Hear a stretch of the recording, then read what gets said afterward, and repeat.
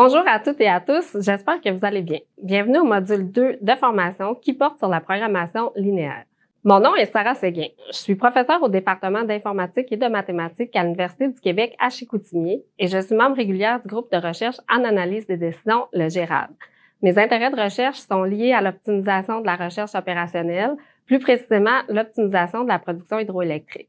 Par exemple, je développe des modèles mathématiques qui permettent de déterminer les turbines en marche dans chaque centrale hydroélectrique grâce à plusieurs types de modèles d'optimisation, dont des modèles non linéaires, en nombre entier et stochastiques.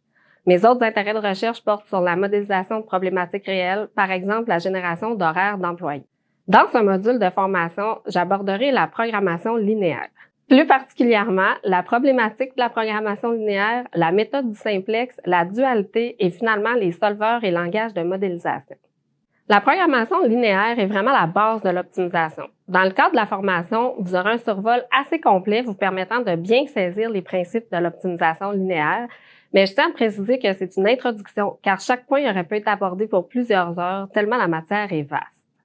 La programmation linéaire permet de minimiser ou de maximiser une fonction qu'on dit objectif. Par exemple, votre entreprise pourrait vouloir planifier sa production pour minimiser les coûts ou pour maximiser les profits. La fonction objectif peut être soumise à des contraintes linéaires, c'est-à-dire des restrictions sur la solution du problème. Par exemple, si vous fabriquez un produit qui nécessite des matières premières, vous pourriez avoir une limite de matières premières disponibles par semaine. Les variables de décision sont les valeurs du problème qu'on recherche. Ce sont ces variables qui permettent de minimiser ou de maximiser la fonction objectif. Finalement, les variables de décision peuvent être soumises à des bornes, c'est-à-dire des limites minimales et maximales. Le modèle mathématique présenté est un exemple de problème linéaire dans sa plus simple expression. X sont les variables de décision. C sont les coefficients dans la fonction objectif, tandis que les contraintes sont représentées par AX inférieur ou égal à B. Dans ce module, j'aborderai seulement les variables de décision continues, c'est-à-dire qui peuvent comporter des décimales. Les variables entières seront abordées dans le prochain module de formation, la programmation en nombre entier, car les algorithmes sont différents pour ces types de variables. La programmation linéaire est utilisée dans plusieurs domaines sans que l'on ne le sache vraiment si on ne connaît pas l'optimisation et la recherche opérationnelle. Tel que mentionné dans l'introduction, les plans de production pour des usines manufacturières, par exemple, peuvent être optimisés par la programmation linéaire. Plus précisément, déterminer la quantité de produits d'un certain type à fabriquer sur telle machine durant la semaine. Les horaires d'autobus, d'avions, de trains, d'employés sont conçus grâce à la résolution de problèmes en nombre entier. La gestion de portefeuille et d'investissement, selon les rendements des différents fonds, peuvent aussi permettre de prendre des décisions d'investissement. La production d'énergie, plus particulièrement la quantité d'eau à turbiner dans chaque centrale hydroélectrique pour maximiser l'énergie produite, peut aussi être résolue par des problèmes d'optimisation linéaire. Finalement, les problèmes liés au transport, comme déterminer les routes que des livreurs de colis doivent emprunter pour minimiser leur déplacement total, peuvent être résolus par des programmes linéaires.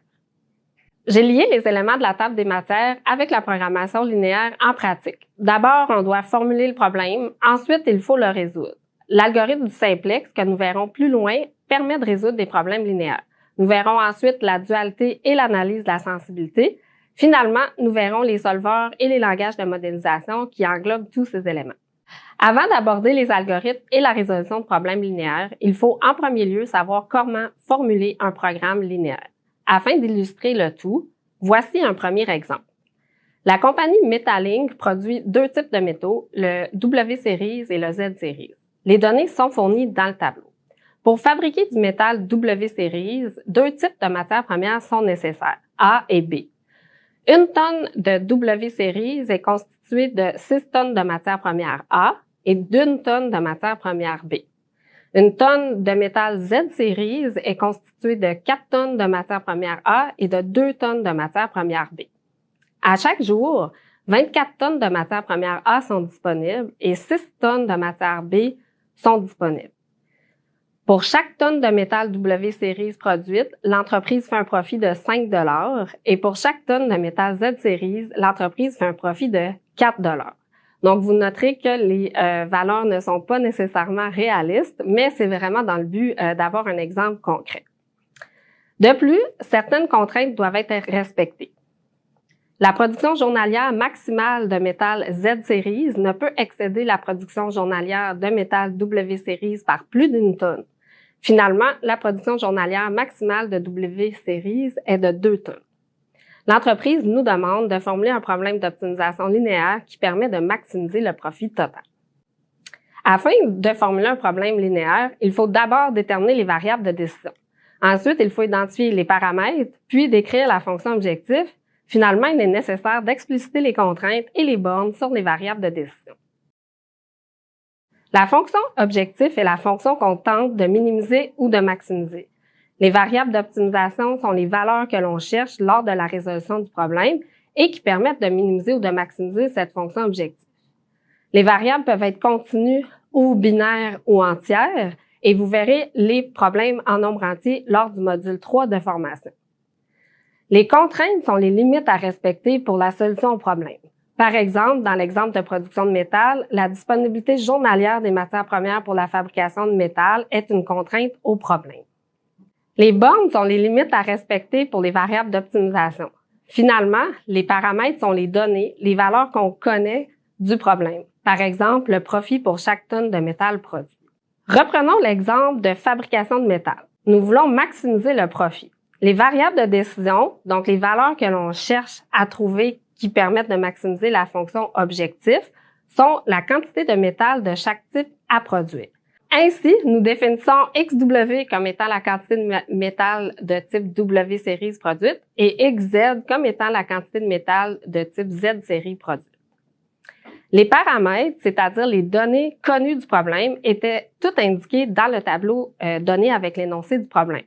Plus précisément, nous avons le profit par tonne de métal produite, qui sont représentés par PW et PZ, et la disponibilité journalière de chaque type de matière première, qui sont représentés par DA et DB. Chaque type de métal contient 2 types de matières premières, donc la quantité de matières premières contenue dans chaque type de métal est donnée par YIJ. Ces valeurs sont données dans le tableau, soit 6 tonnes de matière première A et 1 tonne de matière première B pour le métal W-Series et 4 tonnes de matière première A et 2 tonnes de matière première B pour le type de métal Z-Series. La fonction objectif vise à maximiser le profit et peut être définie par maximiser 5 fois XW, soit le profit fois la quantité de métal de type W-Series produite, plus 4 fois XZ, la quantité de métal de type Z-Série produite. La première contrainte est la quantité de matière première A qui ne doit pas dépasser la disponibilité journalière. Ainsi, la somme des quantités de matières premières utilisées pour la fabrication de métal W-Series et pour la fabrication de métal Z-Series ne doit pas dépasser 24 tonnes. Nous pouvons définir la seconde contrainte exactement comme la première, mais selon la quantité de matière première de type B. Et la troisième contrainte spécifie que la quantité de métal de type Z-Series ne peut excéder la production de métal W-Series par plus d'1 tonne. Ainsi, nous pouvons écrire XZ inférieur ou égal à XW plus 1. Lorsque nous mettons toutes les variables à gauche de l'inégalité, nous obtenons alors moins XW plus XZ inférieur ou égal à 1. Finalement, il est nécessaire de définir les bornes sur les variables d'optimisation, soit les valeurs inférieures et supérieures qu'elles peuvent prendre. Puisque nos variables de décision représentent une quantité physique de métal produite, il est nécessaire de spécifier que leur valeur doit être supérieure ou plus grande à 0. Dans l'énoncé, il était également spécifié que la quantité de métal Z-Series produite soit au maximum de 2 tonnes, tandis que la quantité de métal W-Series n'a pas de borne supérieure. Le modèle d'optimisation complet est présenté ici. Remarquez la fonction objectif, puis le S.A accent grave qui signifie sujet à. On maximise une fonction qui est sujette à des contraintes, qui sont, dans ce cas-ci, la quantité maximale de matières premières de type A et B, la contrainte sur la production de Z-métal et finalement les bornes sur les variables de décision. Le modèle qui a été présenté à la diapositive précédente n'est qu'une formulation du problème d'optimisation linéaire. Nous n'avons toujours pas résolu le problème, donc nous ne savons pas encore quelle quantité de métal W-Series et Z-Series nous devons produire. C'est un programme linéaire avec des variables de décision continues. Et plus loin dans la formation, nous verrons comment résoudre ce problème avec l'algorithme du simplex.